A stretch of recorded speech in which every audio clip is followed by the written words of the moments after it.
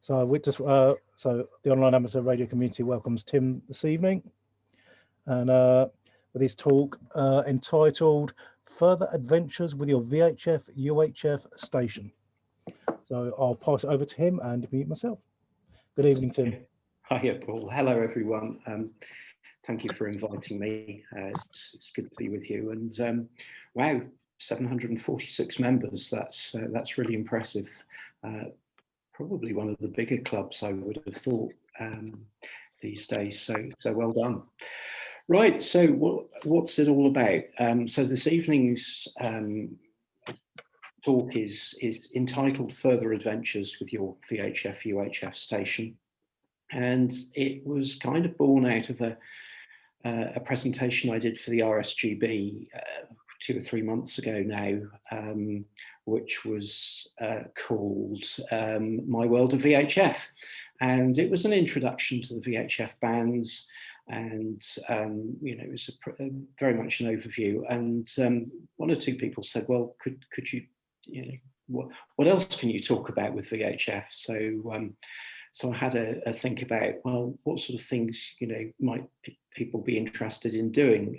Not necessarily with loads of equipment, but perhaps equipment that you have already, or using it in different ways that you haven't thought about already.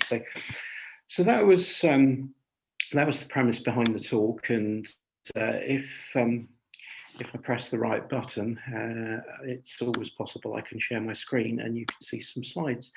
There we go, that looks promising.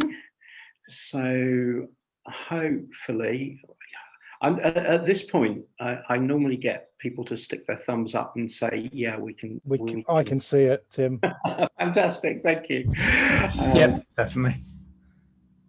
Great stuff. All right, so yeah, further adventures with your VHF UHF station.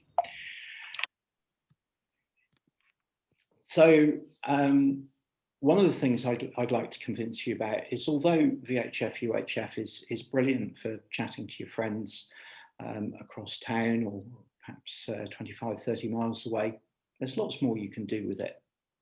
So we'll look at some of that stuff, and we'll look at what you can do to extend the range of your station, or at least try and get some more out of it, more bangs for your buck or something like that. And I definitely want to convince you not to listen to the people that say, oh, there's no activity on VHF. Whenever I say that, I always think about somebody where I used to live over in Oxfordshire. Lovely guy, and I won't mention his call sign because he's quite well known actually. And he used to sit on one of the repeaters and say how he never heard anybody on the repeater. And I always sort of quietly thought, well, I wasn't surprised because he sounded so miserable about it. Bless him, he wasn't a miserable guy at all. He was really quite interesting to talk to. But if you heard that dialogue, then you would wonder. So yeah, there is activity on VHF, and one of the things that I'm hoping to show you is where you can find some of it if you haven't had a lot of luck in making lots of VHF UHF contacts. So we'll start off on 6 meters. And when I first wrote this talk, I think the first time I gave it was in early December. I was kind of looking forward to the wintry season, the winter sporadic E season, which is a lot less known, I suppose, than the summer sporadic E season, which I'm sure many of you are familiar with. The summer season generally starts.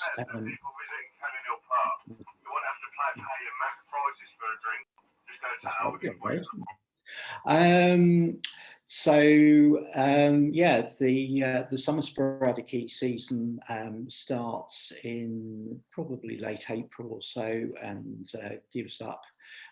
Sort of fizzles out somewhere in July, towards the middle of July, end of July perhaps. But what's not so well known is that there is a winter sporadic E season as well.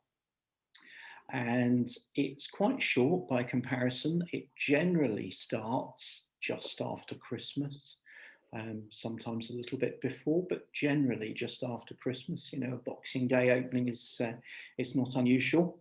And it lasts to about now. If we're lucky, we'll perhaps get 1 or 2 more days out of it, but it's probably coming to an end now. But I thought it was worth leaving the slide in and telling you a little bit about it. Even if we've had it for this year, it'll give you a heads up for next year, perhaps.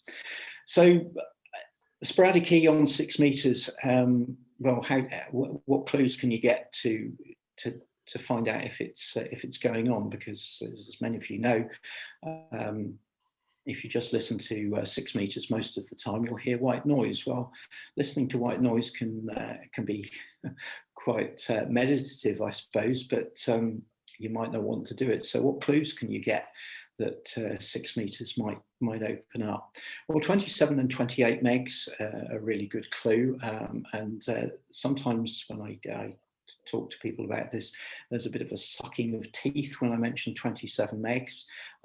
I don't think you guys are like that, but I do say 27 megs because the CB fraternity are very good at using the spectrum around 27 megs, a whole lot better than we are as amateurs at using the 28 meg band. So if you listen across the CPT band on CB, or even 27.555 on SSB, and you start to hear some quite short skips, then that's a really good clue that the MUF is rising and perhaps heading towards 6 meters. And do look for that. You know, if the MUF is rising, the skip gets shorter and shorter and shorter, depending on how high the MUF is going. And you know, well, from here, if I start hearing French or German stations on 27 or 28 megs, then 6 meters is probably going to be getting interesting. If you're a little bit closer to the continent, then you'll probably be looking at signals a little bit further into, you know, perhaps towards the eastern side of Germany or something like that. But yeah, that's quite a good indication. A couple of good websites. G7IZU's got a really nice website. The URL's there. What he does is he takes data from the various DX clusters for I think 10 meters and above, plots those paths on a nice map, and it gives you a nice indication of where the reflecting area will be, which then if you think about where you are and assume that reflecting area is sort of halfway along the path, gives you an idea of what you might be able to work if you're in range of that reflecting area. So that's a good one. PropQuest is another really nice website run by Jim Bacon, G3YLA, who I'm sure many of you will know. Jim's a real expert in propagation, and if you haven't seen some of the talks that he did for the RSGB online convention, I really recommend those to you. Absolutely super talks, whether you're an expert or whether you're a beginner. Anyway, we digress slightly. PropQuest is a site that Jim's put together, and I'll show you an example of this in a second. And he will actually map where the reflecting clouds are, and give you a sort of heat map, which gives you an idea of what's going on. It's always worth saying this, digital modes like FT8 do give you great advantage. If you've only got a fairly small station, you know, I sometimes get people saying, well, I don't really like FT8, so, you know, I prefer CW or sideband, and fine, I completely respect that, no problem with that at all. But just bear in mind, if you have got a small station, then something like FT8 will be a great deal more efficient for you. So if you want to work a little bit further afield, then it's probably worth exploring the digital modes as well as CW and sideband. So yeah, winter sporadic E, I always used to think of it as a very poor sort of cousin to the summer openings. And if you've been around, listened to the summer openings on 6 meters, you probably know that you can have multi-hop openings, which will perhaps go over to the US or into the Middle East or whatever. But as far as I was concerned, then winteries was not really like that. It was good for perhaps one hop, really strong signals around Europe. Remind yourself that 6 meters does open up from time to time, and you can make some nice contacts. Well, I had to revise my thinking somewhat on January the 13th this year. I had a message from my friend Richard GW4VXE, who's about 50 miles away from me, and Richard said to me, "Oh, 6 meters is playing nicely today," and I thought, okay. I actually take my 6 meter beam down over the winter. It gets a little bit windy here. We're about a mile from the RSC. And there's nothing between us and the gales, so I tend to take the 6 meter beam down over the winter. But in a sort of happy coincidence, a couple of days before this conversation took place, I must have been bored, but I thought, well, I'll just try the 20 meter vertical and see if I can see if it works on 6 meters. And to my surprise, it worked reasonably well, and it received reasonably well and transmitted slightly less well than that. But at least I could hear something, so that was good. So when Richard messaged, I had a quick listen, and sure enough, there were some very loud signals coming through. So I did manage to work a couple of them, which was really nice. Nice to get a couple of 6 meter QSOs in the log in January, and was just sort of gently watching what was going on, and I was a little bit surprised to see one of my locals over in Southern Ireland working A65BR. A65DR, I think it was, sorry, out in the Middle East, and shortly after that, 9K2GS came up, was started to be worked as well, and to my great surprise, I heard 9K2GS just on the 20 meter vertical. I'd love to say that I worked him, but I didn't. But it was very interesting. So I thought, wow, that's quite something for winter sporadic heat. But it wasn't all over, and a few minutes later, I noticed some others starting calling people out to the west, V1PZ in Nova Scotia, and Whiskey 1 Lima in the northeastern part of the US.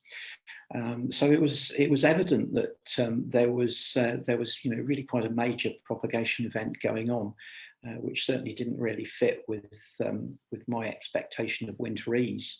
So I emailed Jim G3YLA and said, what do you reckon to all this?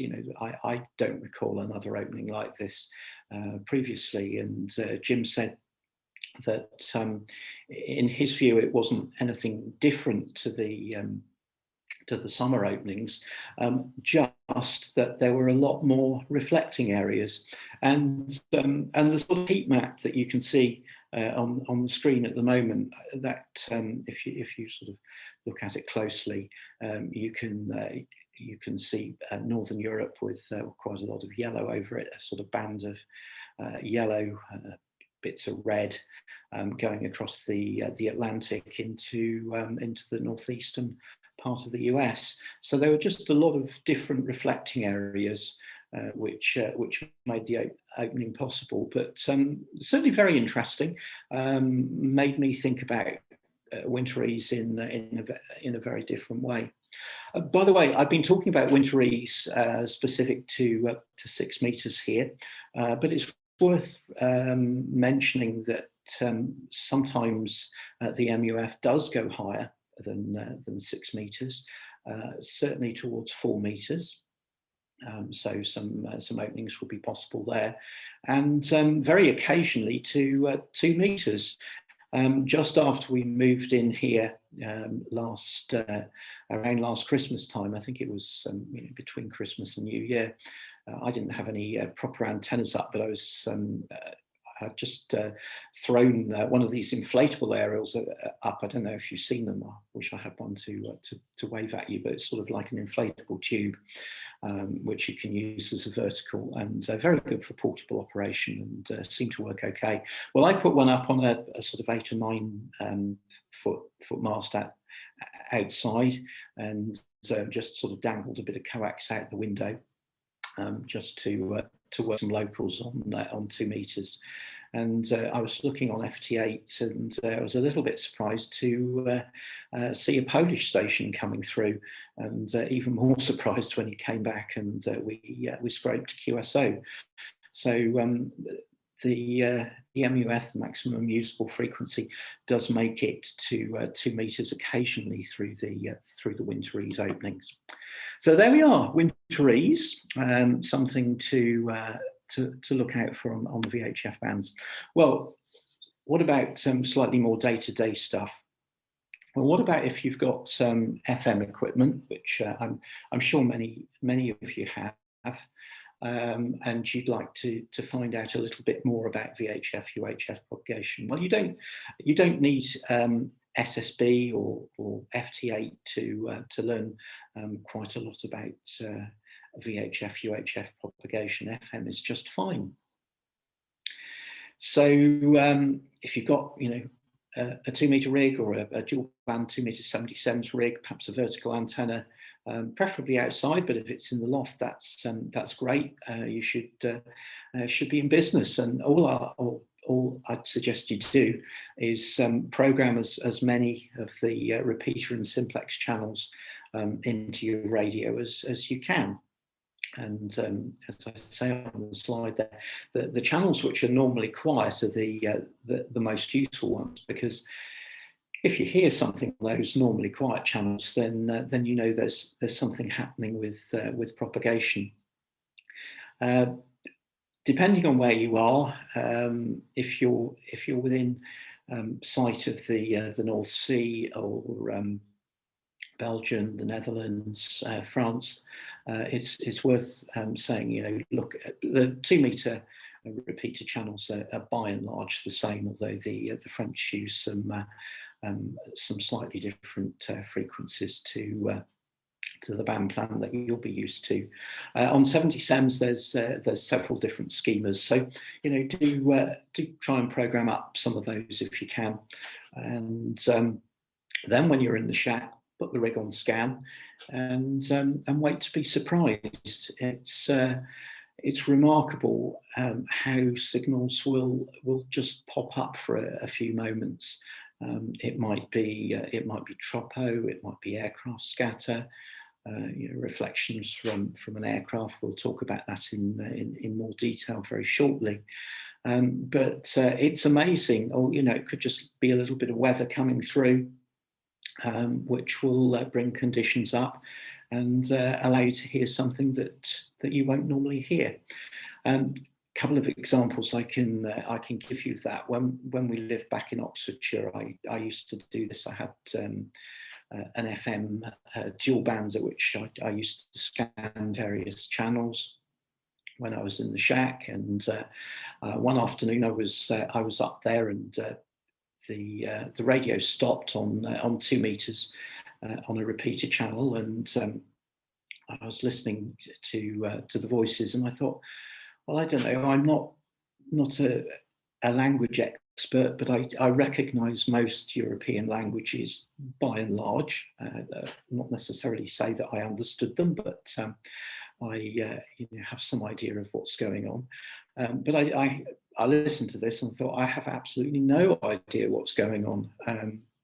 So I listened for a little while to see if I could work out any call signs. But as we would do if we were in QSO on a repeater, we'd probably give our call signs quite quickly, and I didn't manage to catch the call signs.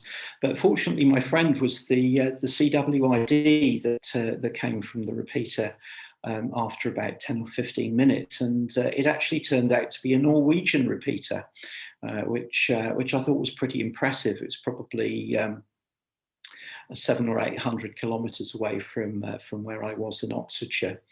And the repeater certainly wasn't weak. It was S8 to S9, so it's a very easy copy. I sort of, armed with that information, knowing that the band was open to Norway, I popped down onto sideband. This was pre-FT8 days. Popped down to sideband and fired off a SSB call and the CW call on 144.3, but nothing there. And it sort of came back, and the repeater was still there, a little bit weaker perhaps, but it was there for about 25 or 30 minutes. So that was fascinating. And the repeater was in the southwestern part of Norway. I suspect it was actually reasonably high up. So my suspicion was that there was an elevated duct across the North Sea, allowing the propagation to take place.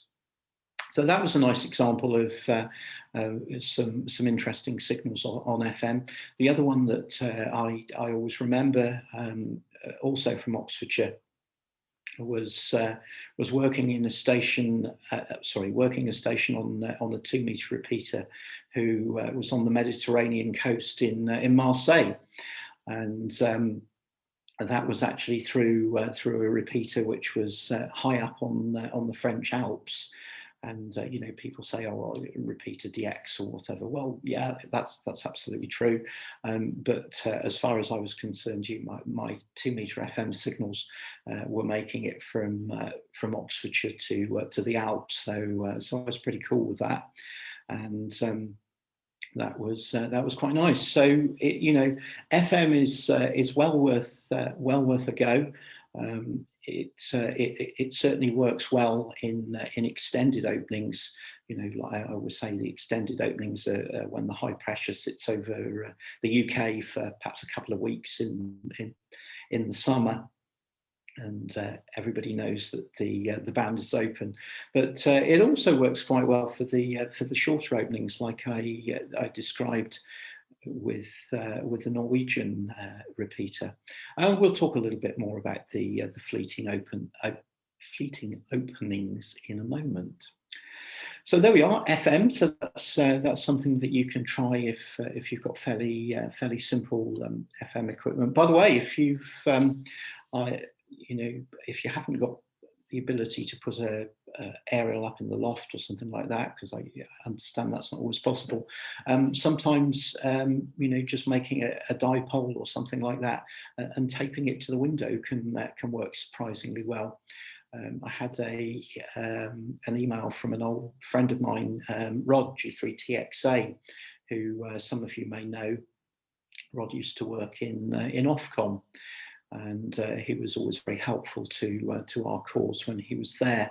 But he doesn't work there anymore. But he was, for a while, he was living in some rented accommodation and wanted to get on the air. And in fact, he put together a dipole for 2 meters and taped it to his window, which happily sort of pointed east. And he was able to work some quite nice stations with that. So you know, don't despair if you can't put an aerial outside or in the loft. There's still stuff you can do. All right, so we talked a little bit about FM. Well, what about VHF, UHF, FT8? And you know, there might be some of you watching perhaps that aren't very keen on FT8. Well, understand and appreciate that, but please humour me and you know, see what you think of what's possible. Well, what do you need? Well, I've said here, do you have a 50 watt 2 meter 70 SEMS CW and sideband rig? It doesn't have to be a 50 watt. It'll certainly help you if it is. You know, you can do this stuff with an FT817 with 3 or 5 watts as well, but it will be a little bit more difficult.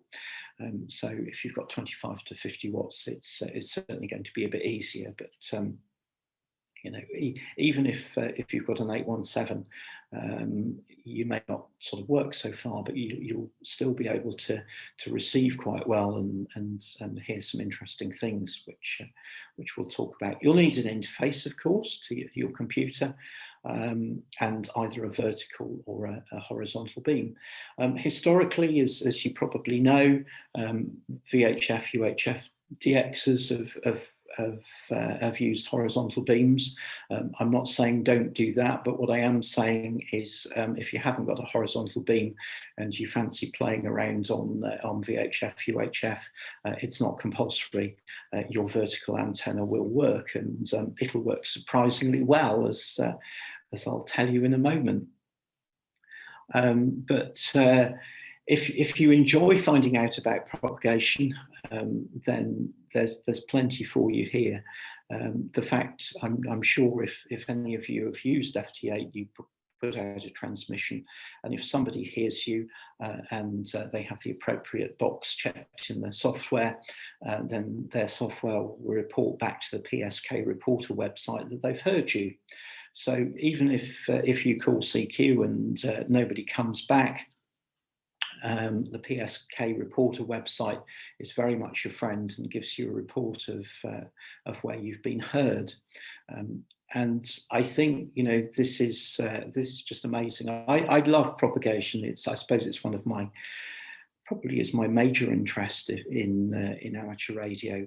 And I feel with VHF, UHF, FT8, I've probably learned more about 2-meter propagation in the last 3 years or so than I had in the previous 35. It's an embarrassingly long number, I know, but it's you know, it's been fascinating. So the sorts of different propagation that you might notice: tropo openings, long and short. You know, it could be a long opening where the high pressure is sat over us for a couple of weeks, or it could be a short opening, perhaps with a weather front coming in and some propagation along the weather front. We'll talk about that in a moment. It might be aircraft, sir. If you're using a vertical aerial on 2 meters, you will find that you hear an awful lot of aircraft scatter reflections from other stations, much more so than if you have a horizontal beam. And of course, the reason for that, if you've got a horizontal beam, your radiation is sort of focused at the horizon, fairly tight sort of vertical beam width. Whereas if you've got a vertical antenna, it could be going, you know, from sort of 5-10 degrees above the horizon, all the way to straight up, depending on what sort of vertical you've got. So of course that's really good for illuminating aircraft that happen to be flying over you, and you can make some surprising contacts reflecting signals off aircraft. Yeah, I don't talk about that hugely much further, so I will mention a really lovely piece of software which if you're intrigued by the idea of aircraft scatter, you might enjoy using. It's called AirScout. It's free, and you can find it at airscout.eu. And the way it works is that you put in the places at the end of the path. So let's say I want to listen to PI7 CIS in the Netherlands on 2 meters. So I put in my location. I put in the location of the PI7 CIS beacon, and the frequency that I'm listening on. That might be 2 meters, or it might be 70 sems. Let's say it's 2 meters, and then what the software does is it takes the information about the aircraft that are flying overhead from Flight Radar 24, and it looks at when the aircraft are coming into the path that I need to hear PI7 CIS, and actually show me when there should be the possibility of hearing the beacon. And it's absolutely amazing to listen to. You can do this. if you're bored, put something like that in, watch the aircraft come in, and then you'll just hear the CW signal come up out of the noise, possibly for a few moments. You know, depending on the path of the aircraft. If it's flying along your path, you might hear it. You might hear the beacon for some time. If it's flying across the path, you might just hear it for 5-10 seconds or so as it illuminates the path. So aircraft scatter are really good fun, and you know, something that you can do with dead simple equipment. Sporadic E, you know, historically, I suppose I was always of the view that if you wanted to work sporadic E on 2 meters, then you probably needed a beam and all that stuff. And I sort of brought that into my thinking when I was operating FT8. And I saw a couple of sporadic E openings on 2 meters and didn't really get too engaged with them. And I write the VHF column for Practical Wireless, and I had this email from a chap who'd made a load of really nice sporadic E contacts on 2 meters using 25 watts to his V2000 vertical, and I thought, I could be doing that. So the next sporadic E opening that came along, I was a little bit more assertive in terms of calling people that I heard, and to my great surprise, I made some sporadic E contacts. So I'll show you a little more about that. You will hear meteor scatter as well. You're probably pushing your luck to try and work anybody via meteor scatter with something like a vertical aerial. If you've got a small beam, it's certainly very, very feasible to make some QSOs in one of the big showers, but probably pushing it with a vertical. I ought to try it sometime and just prove to myself that it can be done. But you will certainly, around the periods of meteor activity, you will decode some of those signals yourself when you're just using a vertical. In fact, you know, just this week I've seen a couple of FT8 decodes from stations in Italy and Germany via meteors. So the mindset, you know, VHF, UHF, FT8 can be a little bit different to HF. On HF, you know, contacts are pretty much back and forth, aren't they? And you know, if somebody hasn't completed in 2 or 3 minutes, then I think they give up and go and do something else. Well, don't do that on VHF, because you might find that you can sort of exchange a couple of overs and then it'll all go quiet, fade into the noise. But you know, stick with it, because all it takes is another aircraft to come over or a little bit of weather to come through, and you'll be able to finish your contact. I had a lovely example of that the other day. I wanted to work Derek GATCI, who's over in Lincolnshire. Derek's got a difficult path to the southwest because of the Lincolnshire wolds, and my path to the northeast isn't the easiest with various mountains in mid Wales. So we don't have a direct tropo path, but we did manage to work via aircraft scatter, and I think it took about 15 minutes or so, but it was really nice to complete that. So you know, that's kind of the theory of it. But I wanted to share with you my experience of 2 meter FT8 with a very simple setup, and it, you know, like the best things, it was a happy accident. If I'd had a beam up, I would definitely use that. Well, the truth is, I did have a beam up, but owing to a bit of an incident trying to put a little bit more power than I should have done through this beam, it wasn't working properly. And the antennas were on the side of the house in Oxfordshire, and it was a right pain to get up and get an antenna down. So that didn't happen. So I suppose probably about 3 years ago now, I saw a tweet from Jason G4KVT, who's in Bristol, and he was saying about 2-meter FT8 starting to be a thing. And I thought, well, I wonder if I can hear anybody just with my vertical. You know, I was conscious that on SSB, and if there was a big contest on, you could always work a couple of stations on SSB. It was a bit rubbish, but you could. So I thought, well, I wonder if I can hear anybody on FT8, and so I had a bit of a listen, and I could hear a station about 25 or 30 miles away, and worked him, and that was interesting. And then one evening, I just put because 2-meter FT8 wasn't particularly busy at that time, and I just put something up on Twitter saying, well, calling CQ on 144.174 if anybody's around and fancies a listen. And to my huge surprise, I was called by GW4VXE, who is a very good friend and lives about 15 miles from here. But I was amazed, because we were in Oxfordshire at the time, and I was called by Richard, GW4VXE. He wasn't strong, but we were able to complete the QSO, and I was astounded because I knew that Richard was using about 25 watts to a vertical antenna.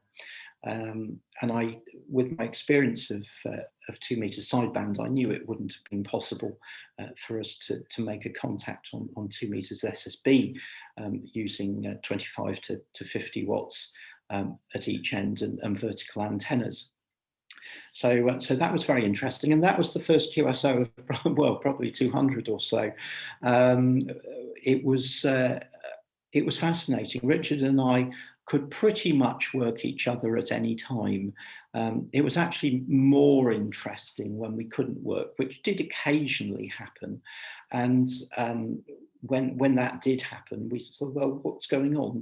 Why can't we hear each other? And you know, one of the patterns that we observed was that if there was some rain just over the Black Mountains, just north of Swansea or so, then we could probably see each other's signals, but we couldn't decode them.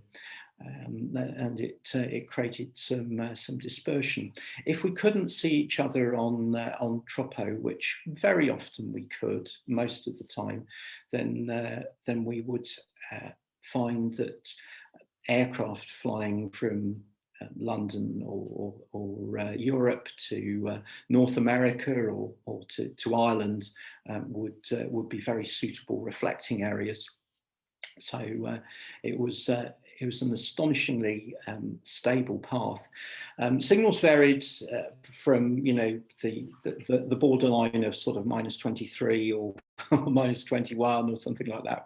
Had loads of QSOs at the edges there, but those were great fun. And sometimes in very good conditions, we'd sort of hit +5 or whatever, which if you know FT8, that's a pretty decent report on VHF at least.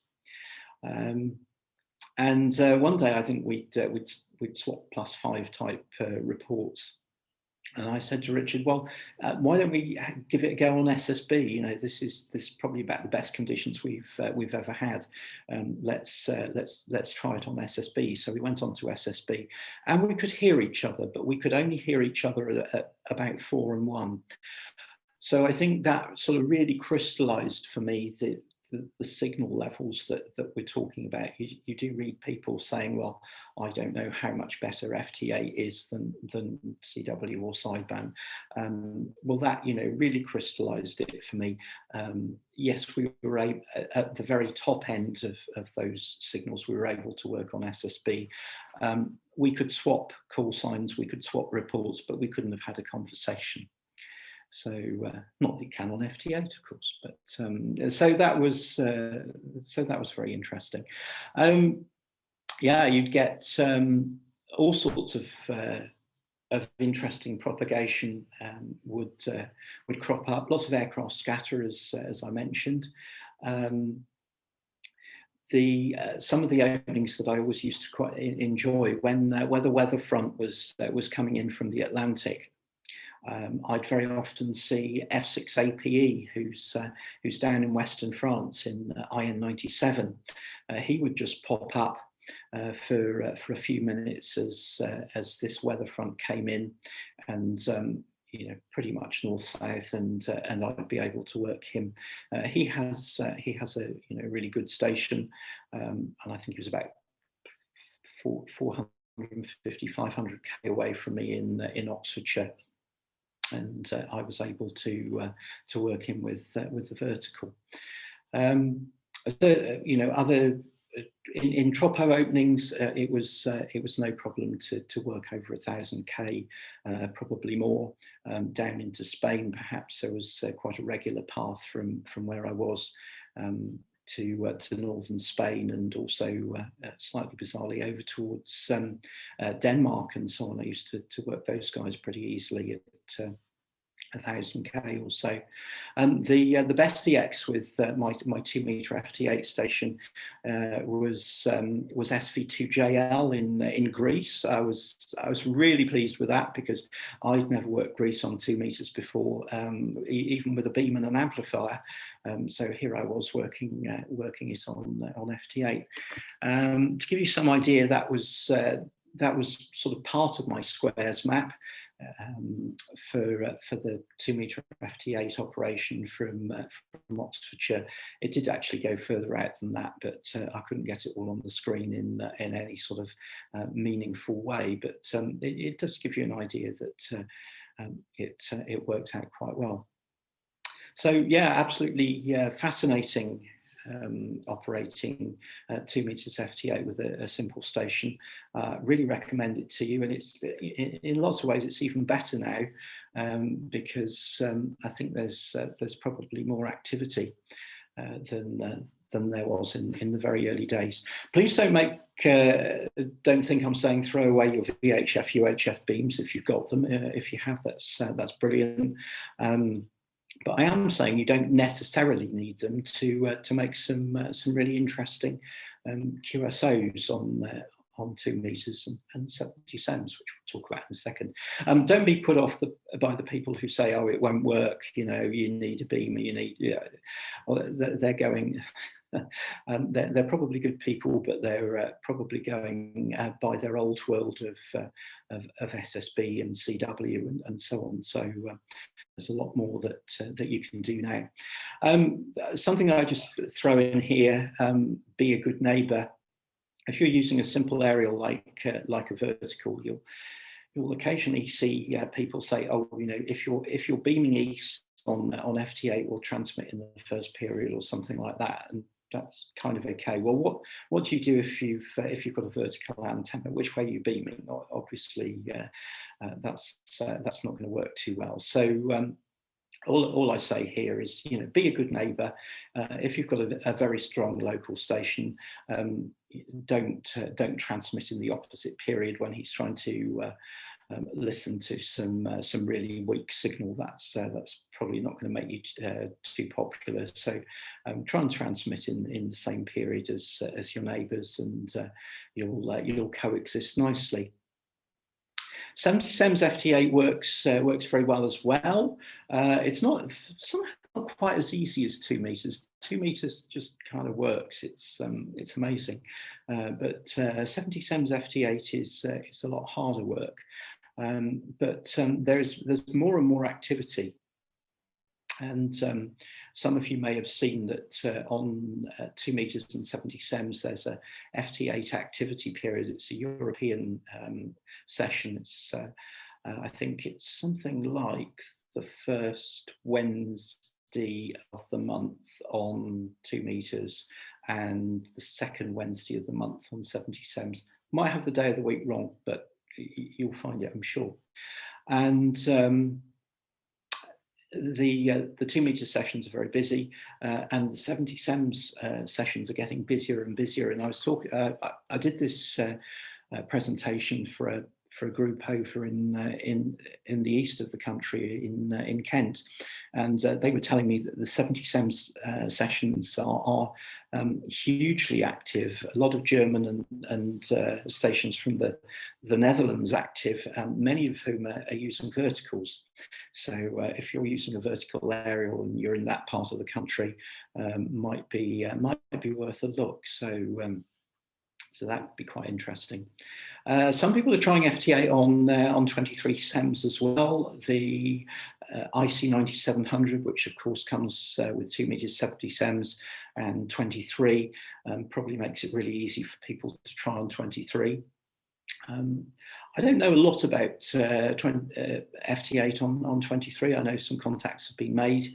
I suspect that FT8 might not work quite as well on the higher frequencies than the lower ones. I think you might get some dispersion of signals, so you could potentially see the signals, but they might not decode. If that's the case, then you can use some of the wider modes, something like I think it's JT9F and JT9G. You might be able to use, and that would probably work really well. So there we are, some thoughts on simple VHF, UHF, FT8 operating. Well, what else can I tell you about that might be interesting? The ISS, it carries a crossband repeater. The uplinks on 145990. You'll need a 67 Hertz CTCSS tone to get into it. The downlink is on 437 megs, 437-800. Because the downlinks on 70 SEMS, you need to be aware of Doppler shift. So as it comes over the western horizon, you'll probably hear the signal around 437.810. As it goes directly overhead, it'll be on 437-800. And by the time it goes out over the eastern horizon, it will be on 437-790. So pretty easy to track, and it is reasonably quick, but it's got 10 minutes to go over. So what I do is I just have about 3 or 4 different memory channels set up. One for 437-810, one for 437-805, 800, 795, and 790, and just tune down as it goes over. You won't have to move your uplink, which is on 145990. It does move a little bit with Doppler, but not enough to worry about. The crossband repeater on the ISS does get very busy, particularly if it's a path which is in range of mainland Europe. If you're lucky enough, like I am, to catch the low westerly passes out over the Atlantic, it can be a lot quieter, and you can actually make some meaningful QSOs. Otherwise, it does tend to be a little bit of a zoo, and in some respects, not a brilliant advert for amateur radio, but it is quite interesting to listen to. In case you're thinking, oh crumbs, I need full elevation and stuff like that to listen to this, you don't. If you've got a white stick vertical, it will work quite well for you. Try listening on the passes where the ISS doesn't go greater than about 10 degrees, and you'll probably hear it very well indeed. In terms of the radios on the ISS, it alternates between the crossband repeater and an APRS digipeater, which is on 145825, which is you can use your packet enabled handheld, your APRS enabled handheld to digipete through the ISS, which is quite fun. You just need to adjust your packet path to include ARISS or November Alpha 1 Sierra Sierra. And what seems to happen is they seem to leave the crossband repeater on for about 6 weeks, and then put the APRS digi on for a month or so, and switch back. You can see the status changes at the website that I've indicated there. The only other thing to mention with that is that if there's a spacewalk going on, or a supply ship is docking, or a new crew is coming up to the ISS, they will switch this stuff off while that's going on. So don't be too surprised if you don't hear anything.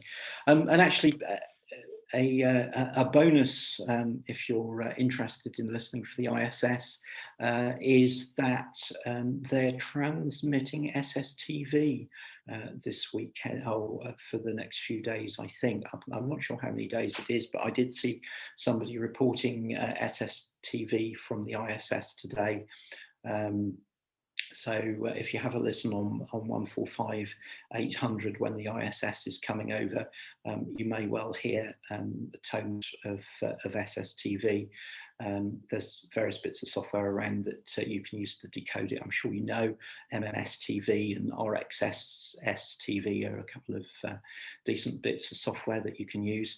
If all else fails, there's a couple of SSTV programs for your phone, and I have actually successly decoded SSTV from the ISS, just holding my phone up to the speaker of the rig, and it kind of works. So if you fancy doing that over the next couple of days, you might have some success. So there we are. I think that was mostly what I was going to say. So, summarising, I hope I've given you some ideas of things that you can perhaps try on VHF, UHF, in addition to your local nets or chats across town or whatever. There's a huge amount that you can do, and we've only really just scratched the surface of it this evening. But I hope it's convinced you that there's some interesting contacts to be made and interesting things to be discovered. Also, that digital modes, well, it might not enthuse you, but it's a huge advantage to a small station to be able to use them. You really can sort of recover much weaker signals that you just wouldn't be able to hear otherwise, which if you have a small station will really extend your range. So do have a go at that. It's quite interesting, and of course, if you're one of these people that prefers SSB and CW, you can still do all that stuff as well.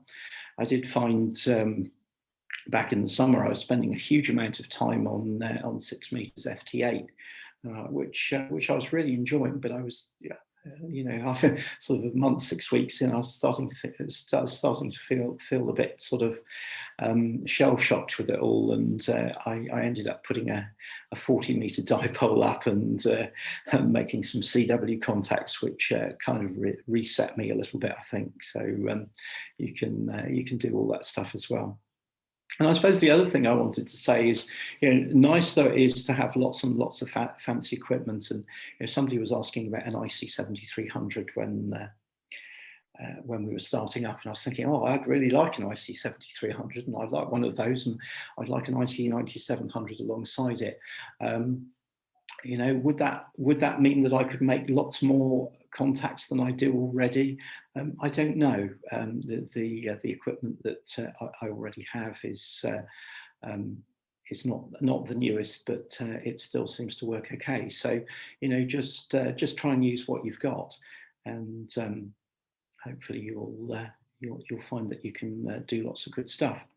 So there we are. Hopefully see you on the air on one band or another, on a satellite, or on 2 meters FT8 or something like that. So I hope you found it interesting. Very happy to take any questions that you may have. We can do that now. If you prefer to email, then I'm very happy to have emails, and I'll do my best to answer any questions you have. Or you can find me on Twitter as at GW4VXE. So thank you very much for listening. I hope you found it interesting. Have we got a poll? Are you there, Paul? Yeah. All right, awesome. There was also a couple of comments during the chat there, Tim, if you want to have a look at them.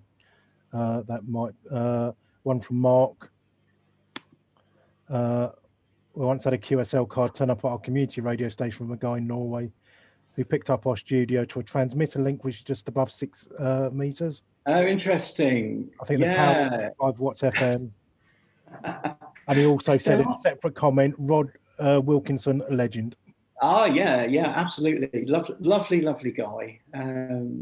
Yeah, no, it's interesting about the broadcast links. Yeah, there's a few of those around. I don't know much about those, but you know, there are some really interesting channels between sort of 6 meters and 4 meters, and you know, I know sporadic key can be quite interesting for that. So yeah, very good. Yeah, we don't tend to use them on 6 meters much anymore. It's mostly 5.8 gigs, so that kind of stops that. Yeah, it will do. Yeah, fantastic. And Robin, yeah, QSO on to Norway on S21. Fantastic. Yeah, that's really nice across the North Sea. So quick question, if I can, about 70 SEMs and 6 meters. So I've played with FT8 on HF quite a bit on relatively low power, but the only radio I have currently available for 70 SEMs and 6 is an FT817, which is obviously 5 watts maximum. On those kind of bands, is it still worth giving it a go? It's always worth giving it a go. I think, you know, that's kind of one of the things I really wanted to say. On 6 meters, absolutely. In the sporadic key season, if you're in the right place at the right time, then, you know, 5 watts will work absolutely perfectly, and you'll have contacts all over Europe. You know, you might struggle unless you've got a beam or something like that to work the US or something like that. But you'll certainly work, you know, all the way around Europe. I was remembering the other day I had an FT817 in the car for 6 meters mobile. One sporadic key season, I had a quarter wave on the car.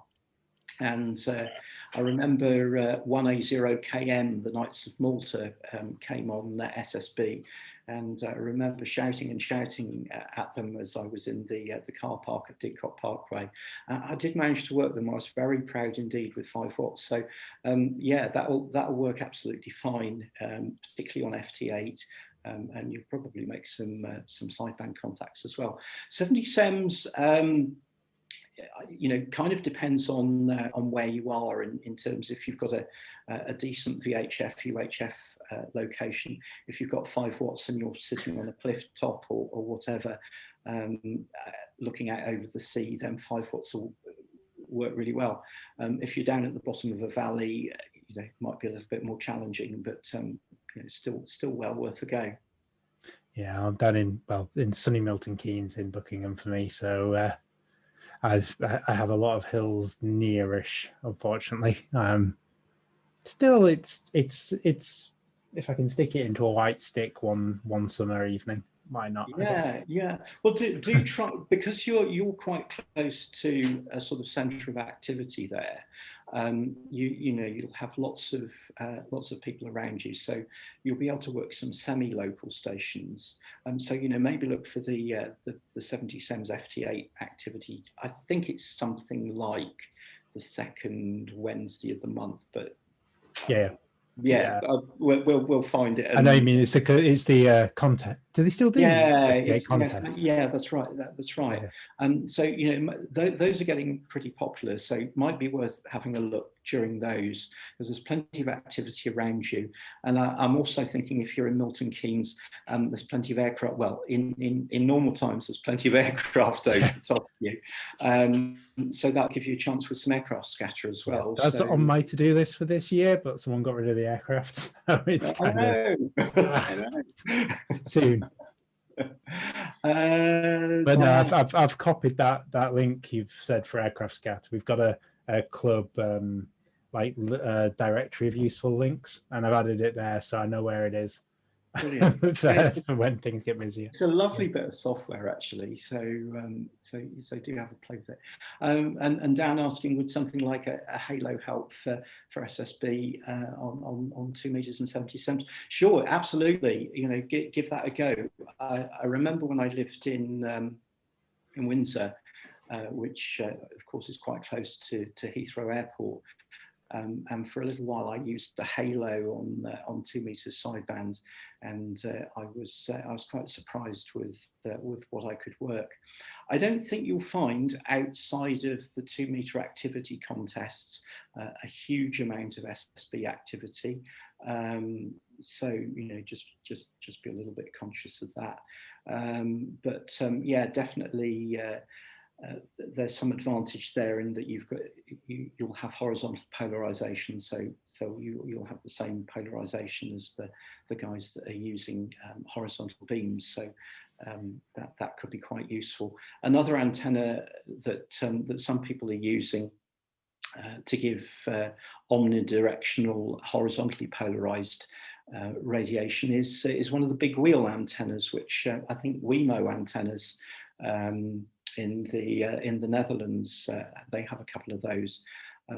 They're a little bit bigger and a little bit more expensive, but they look quite interesting. And I've got a friend down in Western France who uses one of those to good effect. So yeah, nice question, Dan. Thank you. Right, is there any more questions for Tim? No, I'd just like to say thanks very much. Learned a lot, and going to look into it a bit more, definitely. Thanks, Phil. I hope it was useful anyway. Thank you very much. If the only equipment you have is a handheld, can you still do like aircraft scatter with that, or is that fairly unrealistic? It's probably less likely with a rubber duck antenna, but I wouldn't rule it out. I don't know if you'll sometimes hear a sort of flutter on antennas, so here's flutter on the signal or whatever. So you'll be hearing reflections from an aircraft. So you might if you've got a repeater which is just a little bit out of range from you. You can have a look on one of the maps on the UK repeater site, maybe. And, could you do that? Could you work repeaters using aircraft scatter? You could. I assume you could. Well, you probably could, but the aircraft might not be in position for long enough to enable you to have a QSO. So I suspect what would happen, and I have heard this, is that you just hear a repeater come up out of the noise for a few moments and then go back down again. Oh, I guess it's not exactly beaming at the aircraft, is it? I got G3PI in the summer from North Tyneside, Northumberland, and that's yeah. Well, that's good going. That was when the high was over the top of us. There was a lot of tropospherical scattering there. That's about the time I picked up Norway, Aberdeen, Montrose, and I got somebody up by Cape Wrath. It was very, very noisy. Wow, so that's good going. Good few days in the summer when my takeoff, you see where I am, it's basically North Sea to the north of me. So I was picking up, the North Sea was affecting everything up there. It was really a few fun days. But then shortly after that, I got Cambridgeshire as well. That's just with a white Colinia on the roof, 25 meter VHF set. Yeah, fantastic. Yeah, I mean, if you're lucky like me to have a takeoff over the sea, it's just amazing the variation in signals.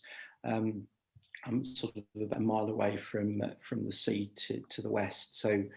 In lots of respects, my nearest radio neighbours are in Ireland, and it's amazing the variation in signal strength that I get. I regularly work repeaters in Scotland, which is about 70 mile, 80 mile away.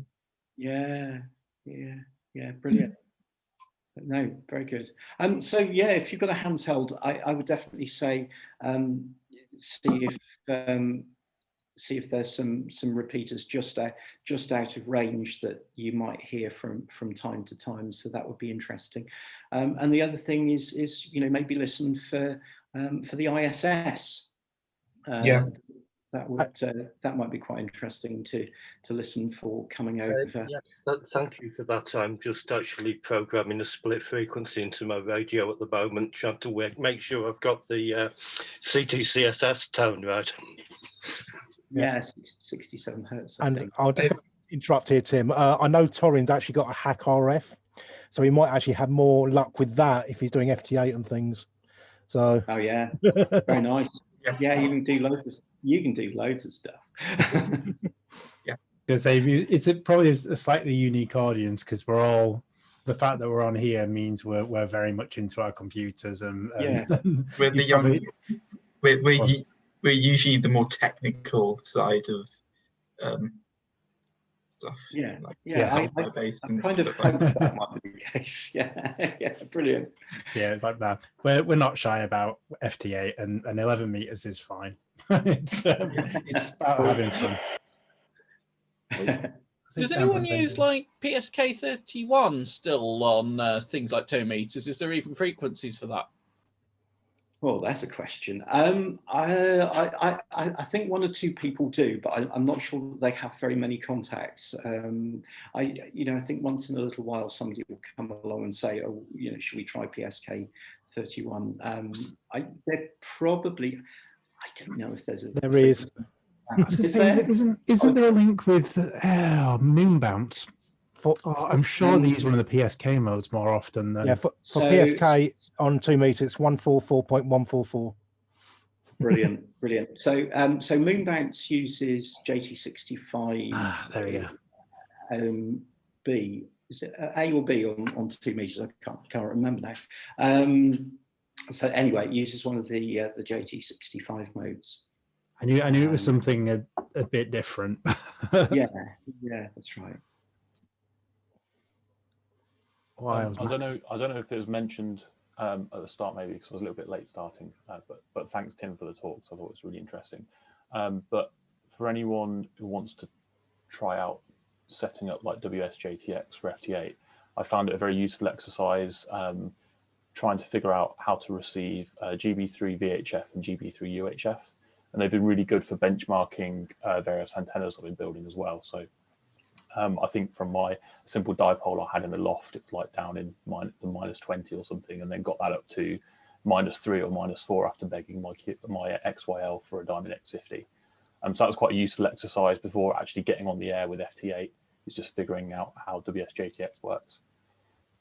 Yeah, that's a really good point.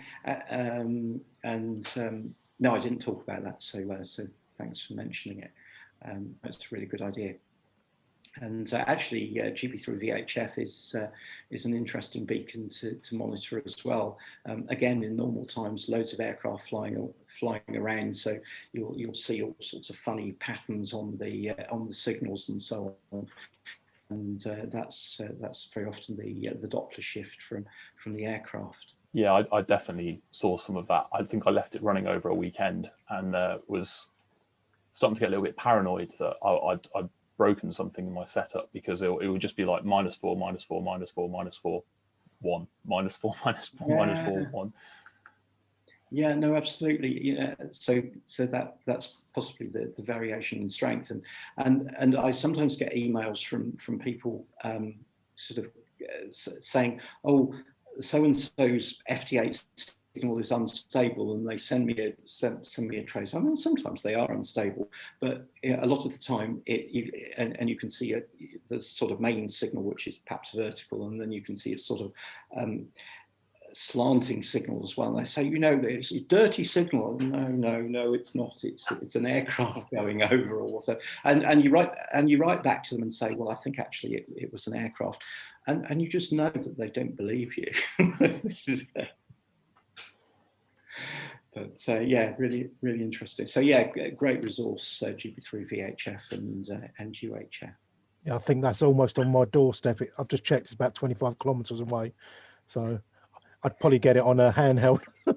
You're probably better off listening to PI7 CIS or Yeah. something a bit further away, aren't you? I thought it was close to me, but yeah, I've just checked 25 kilometres. Is that a fair seat, I think? North Downs. Yeah. Yeah. Okay, so is there any more questions? No, it's, I'll take been that very with- interesting. as a no then. Made some Thank you very notes. much, Tim. It's been another great talk we've had today. And the ISS has just gone over and I haven't heard a thing. Oh, And no. obviously, Tim did show his email address earlier, and as I've got hold of him, he's on Twitter as well. So you can always follow him on there as well. Know where to find me. Well, it's been a pleasure. Thank you for the questions. Thank you for listening, and hope to see you on the air. Thank you. Thank you very much. Yeah. Cheers, Tim. Yes, Take thanks. care. See you. Bye. Bye. Thanks. Cheerio. Thank you very much. Cheers. Bye for now. So, Um, bye.